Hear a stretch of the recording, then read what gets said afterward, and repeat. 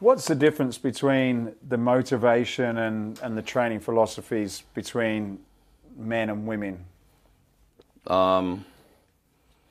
With men, oh, they just want to get big.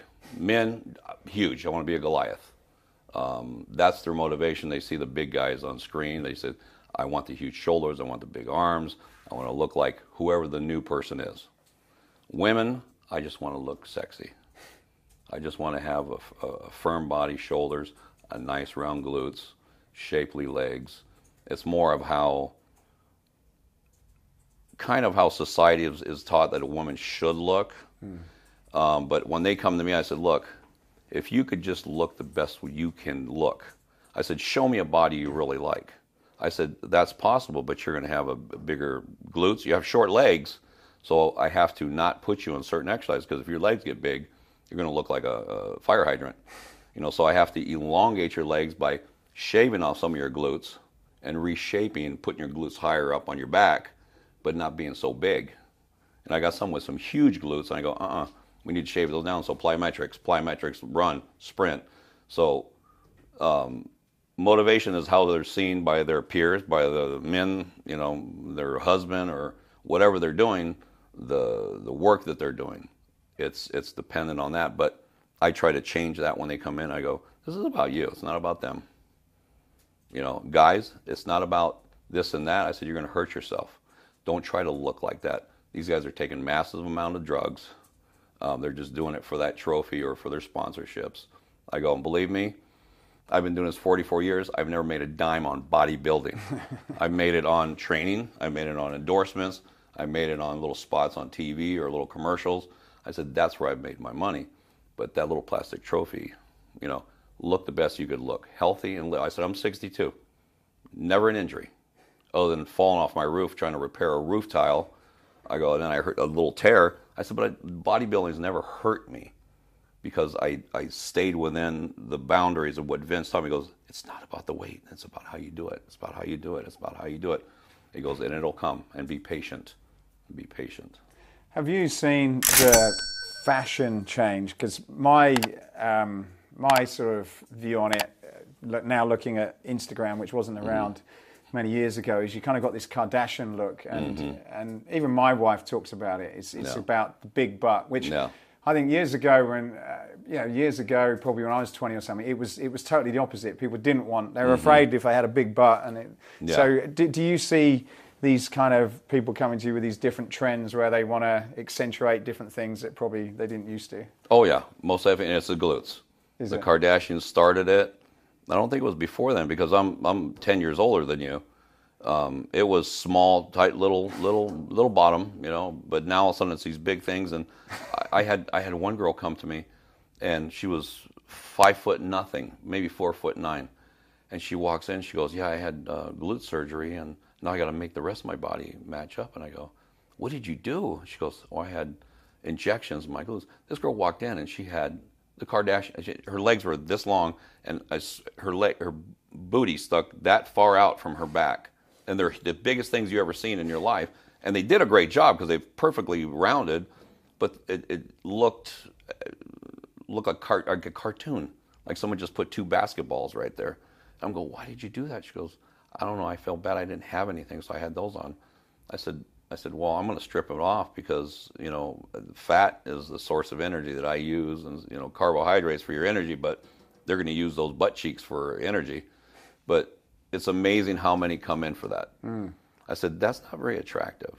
I said, "Why do you want that big glutes like that?" I said, I'll build glutes on you, but it's going to look really good on you." So I said, the fallacy of it, I said, those girls are posing a certain way to make it look even bigger.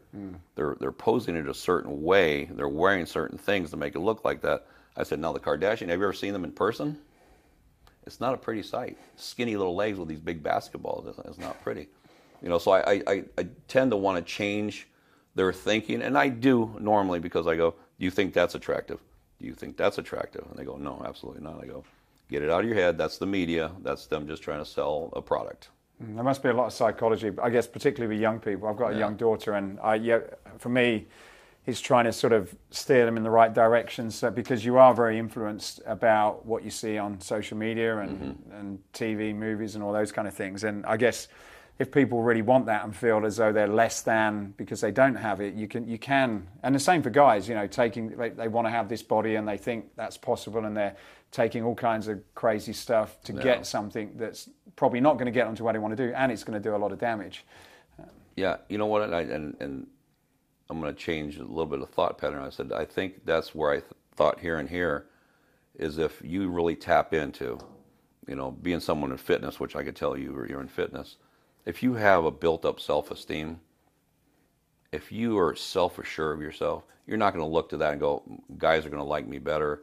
For the women, guys are going to like me better if I have these big puffy fish lips and a big butt, and that's what or these big eyelashes. And it really stems from, I think, self-esteem issues. So if you reinforce that with accolades of, you should see guys, they actually break down when they say, man, I'm proud of you. And these big guys that are ex-Marines start crying, the tears in their eyes. They go, nobody's ever told me they're proud of me. My father never told me that. My mother never told me that. Nobody's ever told me they're proud of me. So my guys and girls, I say, I am so proud of you. It's like, and they call me Papa Bear here. So I'm like a dad. I'm like an uncle. Just like if you read my jacket, it's counselor, teacher, photographer, coach, trainer. It's like, you end up having a lot of titles if you truly know what you're doing, because it really is your counseling. It's because food addictions, this. I mean, the list goes deep. People that come into the training, they go, it's not working for me. I can't hear all this stuff. I can't hear all these stories. I can't hear all this stuff. I said, that's what you have to deal with. It's not just sets and reps. If you truly want to change that person's life, you got to find out what's ticking in there. You have to find out what made them eat all that food to get that 40, 60, 100 pounds on them. What's making them not work out? What's making them drink so much? What's making them want to interact with those people over there and to follow that crowd? I tend to pull them all in and have every Sunday a gathering at IHOP or one of the local restaurants. I said, everybody come. 28, 30 people. When we invade restaurants around, and we sit and we talk and listen to everybody's situations. The girls will go with the girls, the girls then we'll mix back up, and we kind of fix what's going on in here with a camaraderie. And they go, you and your wife have just changed our lives. It's like, because of you, I've lost this 100 pounds. Because of you and what you said, like, you're proud of me, and wow, look at you, look at the change. Let me help you. Come to our house, have a cup of coffee, talk, whatever it is. It's that self-esteem. And I think it's missing so much because social media is shutting down that relationship with people because they're just behind a screen. They're not actually doing this. This is uncomfortable for a lot of people. So uncomfortable they don't know what to do.